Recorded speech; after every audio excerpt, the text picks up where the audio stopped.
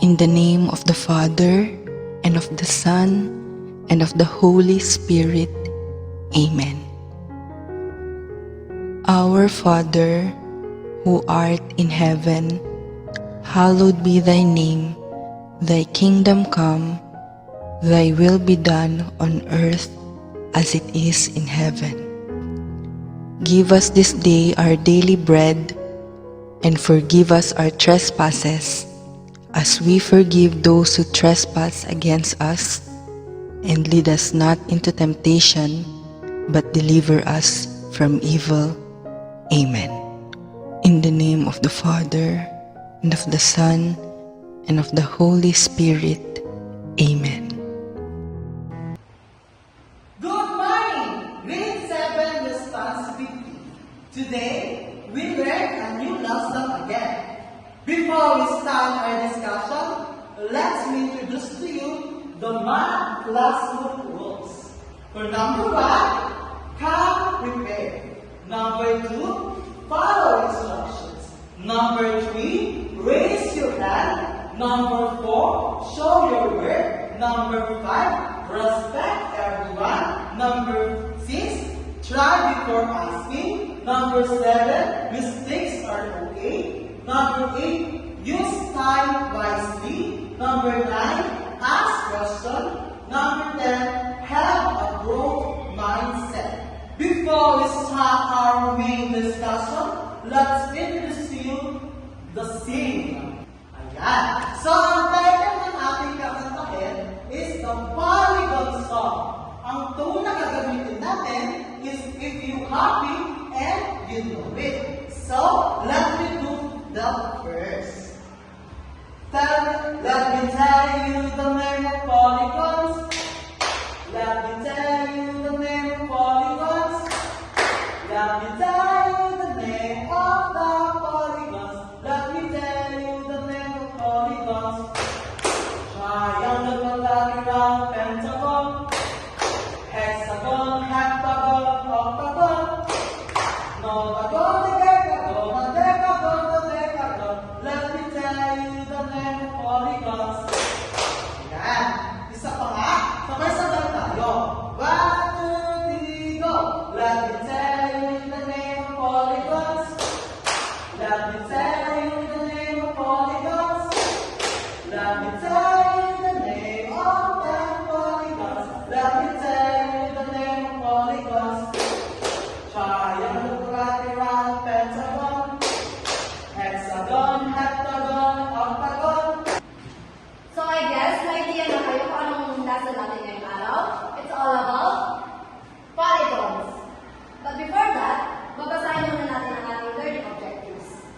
The first one is, at the end of our lesson, you are able to define polygons and identify its sides and angles. Second one is you are able to calculate the sum of interior angles of various polygons using the formula S is equal to n minus 2 times 180.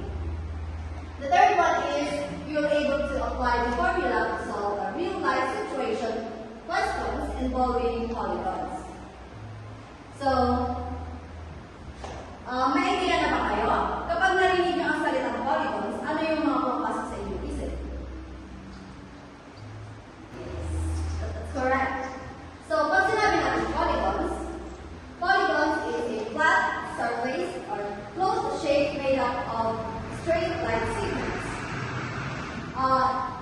Kapag sinabi natin polygons, poly comes from the Latin words many and gon or gonya, which means angle. Pag sinabi natin polygon, a many angled figure. Key points in polygons. Masasabi mo ang isang shape is polygons kapag ito ay two-dimensional or flat surface. Its sides are straight and not curved. The sides must be connected to end to form a closed surface shape. Example here is we have triangle, quadrilateral, pentagon, hexagon, and many more. So based on the angle and sides and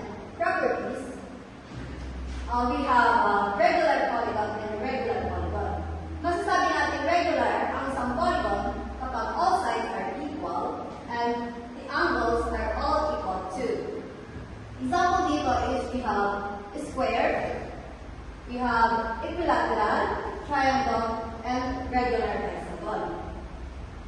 Isang polygon naman is matatawag mo siya kapag matatawag mo siya irregular kapag ito ay yung size niya is hindi siya equal. Yung angle niya is hindi siya equal. Example dito, rectangular, scaling triangles, and cone. So, yun. Makikita mo ang isang polygon base lamang sa appearance niya. Ma-identify mo na agad siya kung isa siya convex polygon or concave polygon. Sa convex polygon, all angles pointed outwards. No angles is more than 180 degrees. Example dito is yung sa regular polygons, yung square, ganon, triangles, and dito naman sa concave polygon, ma-identify mo siya kapag yung isang side ng angle is inward and it looks like it has a dent, or yung isang side niya is, ang angle niya is more than 180 degrees, which is, an example dito is yung scalene triangle. So, we have here the simple categories. Sa simple polygon, sides do not cross each other. Sa complex polygon naman is sides intersect or cross over. Example dito is we have the pointed stars or the pentagon. And now, let's talk about the kinds of regular polygons and their sides. First one is triangle. From the word tri, ibig sabihin nito, 3. So, a triangle is a polygon with 3 sides and 3 angles. Next one is quadrilateral. From the word quadri, ibig sabihin 4. So, ang quadrilateral ay meron siyang 4 sides. So, example nito ay yung square and then rectangle. Next one is pentagon. From the word penta, ibig sabihin 5. So, ang pentagon is a polygon with 5 sides. Next one is hexagon. From the word hexa, ibig sabihin din ito ay 6. So, ang hexagon is a polygon with 6 sides. Next one is heptagon. From the word hepta, ibig sabihin 7. So, ang heptagon, it is a polygon with 7 sides. Next one is octagon. Octa, ibig sabihin din ito is 8. So, ang octagon, it is a polygon with 8 sides. Next one is nonagon. So, from the word nona, ang ibig sabihin naman nito ay 9. So, ang nonagon ay meron din siyang 9 na sides. Next one is decagon. From the word deca, it means 10. So, ang decagon, it is a polygon with 10 sides. Next one is undecagon. So, undecagon, it is a polygon with 11 sides. And last one is dodecagon. From the word dodeca, it means 12. So, a polygon, or so the decagon is a polygon with 12 sides. So, pwede din natin sabihin na 20gon, ibig sabihin nito, meron siyang 20 na sides. Pwede din natin sabihin na 15gon, at meron din siyang 15 na sides, and so on and so on. The sum of interior angles of polygons. What are interior angles? Interior angles are the angles inside the polygon. They are formed when two sides meet. Kunyari, example tayo ng triangle. Sa triangle ay may tatlong sides. Si point to end to point ay nagko-connect sila. Ayun ang sides. Meron silang two sides na nagko-connect sa isa't isa. Ang nasa gitna niya, example, itong dalawang to, ito ang matatawag nating interior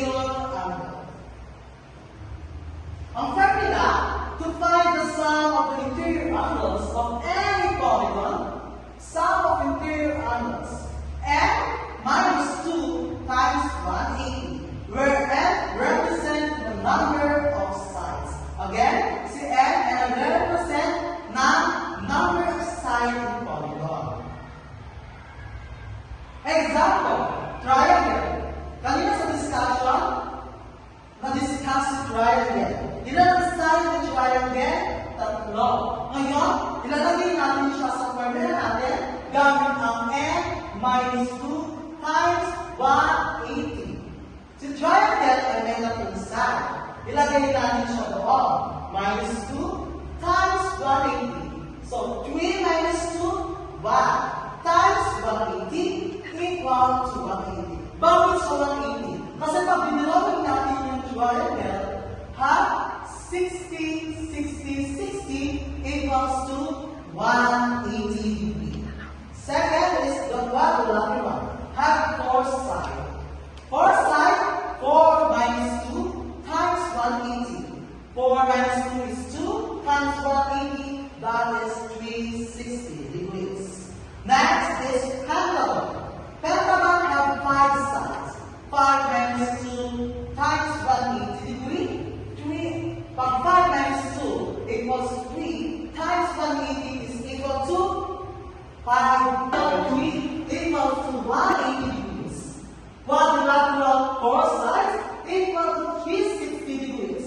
Pentagon have 5 sides equals to 540 degrees. Hexagon have 6 sides, 790 degrees. Octagon is have 8 sides equals to 10 or 1080 degrees.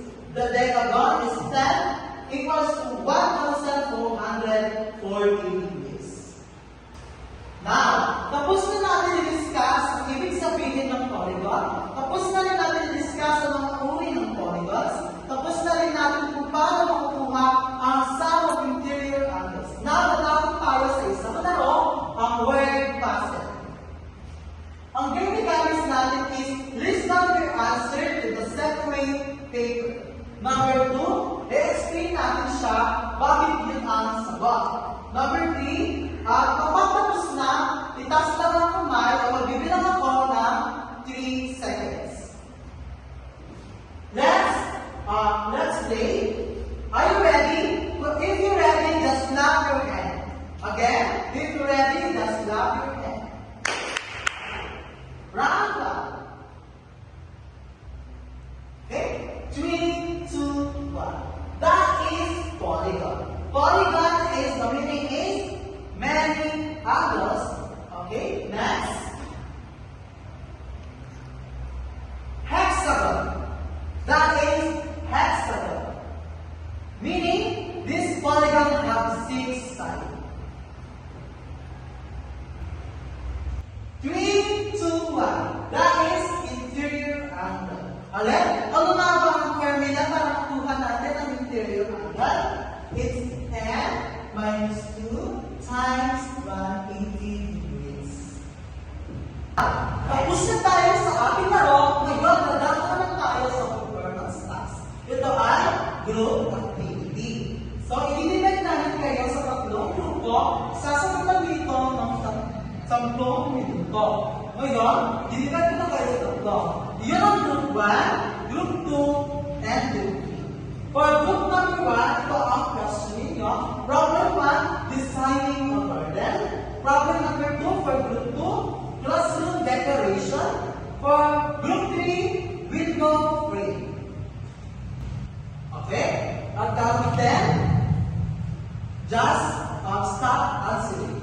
Okay? 10, 9, 8, 7, 6, 5, 4, 3, 2, 1. So let's show the answer. This is the answer for problem number 1. So ang frame ng ang ating problem dito is a garden shape like regular pentagon. Ilan nga ba ang side ng pentagon? Ito ay 5. Ito siya. 5 minus 2 times 180. 3 times 180 is 540. So, the garden has 5 in all its interior angles.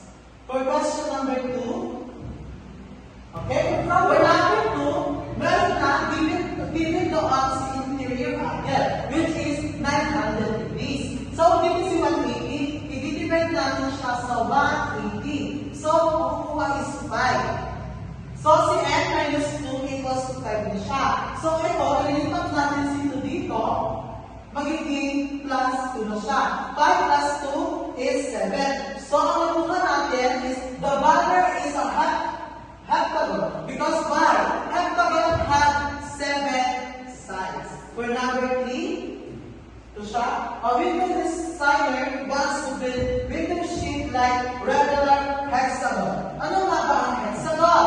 Si hexagon ay may 6 side. Ito siya. 6 minus 2 times 180. So, 6 minus 3 is 4 times 180, that is 720 degrees. The interior angle of number 3 question is 720 degrees. Sa ating short quiz, find the sum of the interior of the family. So, isasend naman namin sa inyo, sa GC natin, o magbibigay kami ng copy para sa mga walang cellphone or walang data sa kanilang bahay. At yung mga may data, pwede kayong kumonect sa aming Wi-Fi, available po sa aming admin office. Yan. Para sa ating assignment, ito ay isasend o pwede nyo ng picturans itong oras na ito at isasend din namin sa GC natin o sa Google Classroom at ito ay ating i-check bukas sa oras ng ating klase. So, ayan, for our generalization, natakot natin ang polygon. So, ang polygon, ibig sabihin nito is many angle, 2D siya, and then flat surface. Natakot din natin yung different kinds of polygon and yung mga sides niya. So, example lang is a triangle na mayroong 3 sides, quadrilateral, mayroong 4 sides, and marami pang iba. And nalaman din natin yung formula in getting the sum of the interior angles, which is n minus 2 multiplied by 180 degrees. Hi, I am teacher Julie and I want to share a short reflection on my experience during the demo teaching. During my demo teaching, I demonstrated strength such as a clear explanation of the lesson, effective use of visual aids, and good classroom management that kept my students engaged. However, I also noticed some weaknesses, including challenges in time management, limited use of higher level questioning, and minor technical difficulties.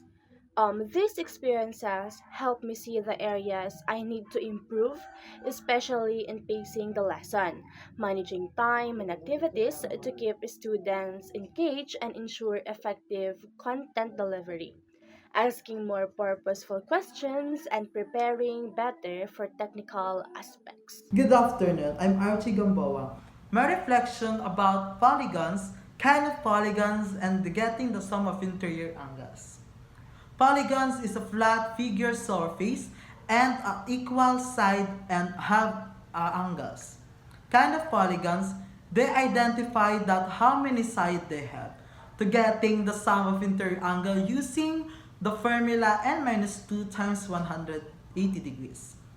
In this subject, we learned and identified the polygons and the getting of the sum of interior angles using our calculators. In real life, we apply this to identify the perfect side and identify the kinds of polygons that we see like tiles, signs, and buildings. In this kind of geometry, we identify what shape that we see around us. Thank you.